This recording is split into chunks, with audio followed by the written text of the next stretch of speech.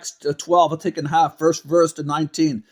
Peter escaped miraculously out of prison.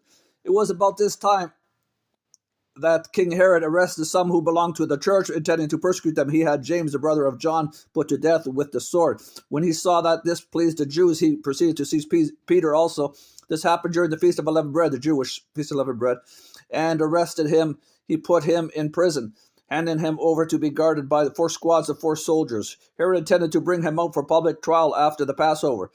Well, it was called the Passover is one day, but the whole season. So Peter was kept in prison, the Jewish, but the church was earnestly praying to God for him. That night before Herod was to bring him to trial, Peter was sleeping between 2 soldiers bound with 2 chains, and sentries stood guard at the entrance. Suddenly an angel of the Lord appeared, and a light shone in the cell. He struck Peter on the side and woke him up. "Quick, get up," he said, and the chains fell off Peter's wrist. And the angel said to him, "Put on your clothes and sandals." And Peter did so. "Wrap your cloak around you and follow me," the angel told him. Peter followed him out of the prison, but he had no idea that what the angel was doing was really happening. He thought that he was seeing a vision. Then past the first and second guard that they did, and came to the iron gate leading to the city. It opened for them by itself, and they went through it.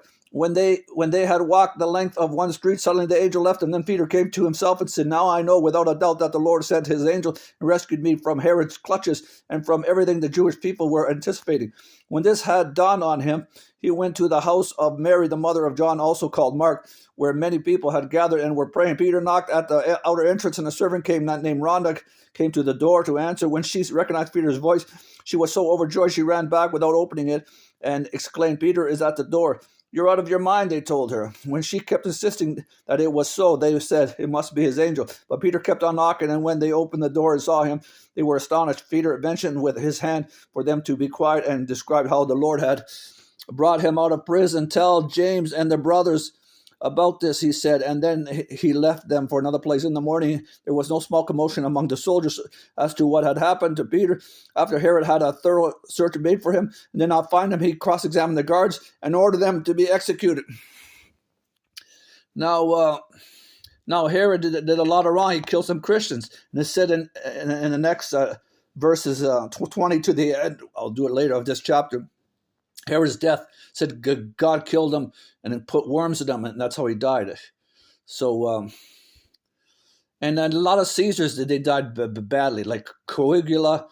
What was he? He was assassinated, and then his cousin, I think, was poisoned by his wife, and then Nero, his son, came, and he killed himself. Okay, but